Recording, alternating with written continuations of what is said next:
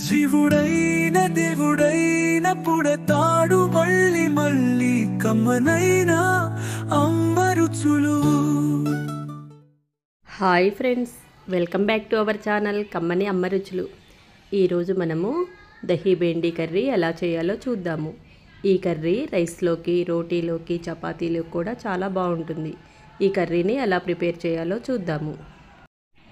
ఈ కర్రీని ప్రిపేర్ చేసుకోవటానికి ముందుగా స్టవ్ మీద ఒక గిన్నె పెట్టుకొని 1 స్పూన్ వరకు ఆయిల్ వేసుకోవాలి.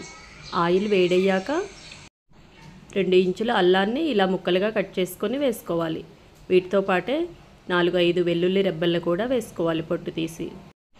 2 మీడియం సైజు ఉల్లిపాయలు కూడా ఇలా ముక్కలుగా కట్ చేసుకొని వేసుకొని ఉల్లిపాయ ముక్కలను ఇలా కలుపుతూ మీడియం ఫ్లేమ్ మీద పచ్చివాసన పోయే వరకు మగ్గించుకోవాలి. ఇలా మగ్గాక 2 మీడియం సైజు టమాటాలను కూడా ఇలా ముక్కలుగా కట్ చేసుకొని వేసుకోవాలి. టమాటా ముక్కలు మెత్తబడే వరకు ఉడికించుకుంటే సరిపోతుంది. టమాటా ముక్కలు మెత్తగా అయ్యాయి. ఇప్పుడు స్టవ్ ఆఫ్ చేసి వీటిని చల్లారాక మిక్సీ జార్లో వేసుకొని మిక్సీ పట్టుకుందాము. నెక్స్ట్ మనము బెండకాయ ముక్కలను మగ్గించుకుందాము. బెండకాయలను ఇలా పొడవుగా ముక్కలుగా కట్ చేసుకోవాలి. ఈ కట్ చేసిన ముక్కలను ఒక ప్లేట్లో వేసుకొని చిటికెడు పసుపు, 1 స్పూను శనగపిండి వేసుకొని కలుపుకోవాలి. ఈ శనగపిండి వేయటం వల్ల జిగురు లాంటిది ఉడికేటప్పుడు జిగురుగా ఉంటుంది కదా, అలాంటిది ఉండదు. 1 స్పూను శనగపిండి వేసుకొని మొత్తం కలిసే వరకు కలుపుకోవాలి. ఈ ముక్కలకు శనగపిండి పట్టింది. ఇప్పుడు స్టవ్ మీద బాండీ పెట్టుకొని 2 స్పూన్ల వరకు ఆయిల్ వేసుకోవాలి. ఆయిల్ వేడయ్యాక బెండకాయ ముక్కలు వేద్దాము. బెండకాయ ముక్కలు మొత్తం ఒకసారి కలుపుకొని స్టవ్ని మీడియం ఫ్లేమ్లో ఉంచి బెండకాయ ముక్కలను 50% ఉడికించుకుంటే సరిపోతుంది.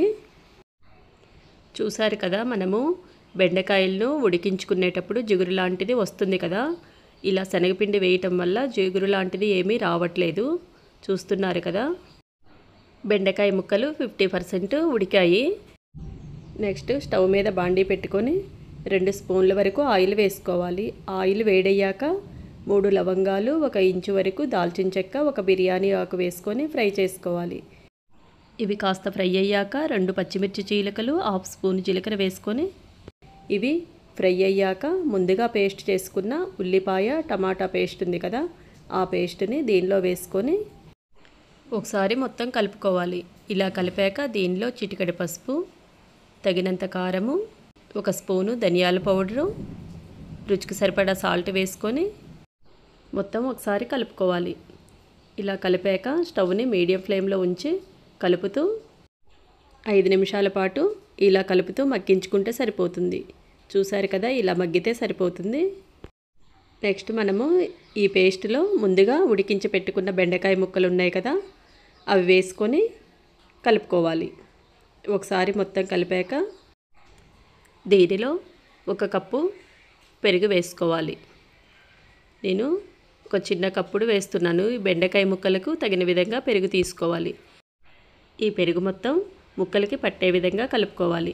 ఇలా కలిపాక దీనిలో కాస్త వాటర్ యాడ్ చేసుకొని కలుపుకుందాము.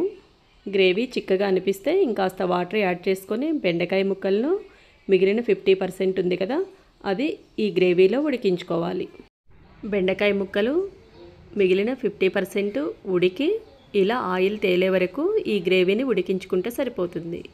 ఇప్పుడు స్టవ్ ఆఫ్ చేసుకొని సర్వింగ్ బౌల్లో సర్వ్ చేసుకుందాము. ఈ కర్రీ రైస్లో కంటే చపాతీలో ఇంకా టేస్టీగా ఉంటుంది.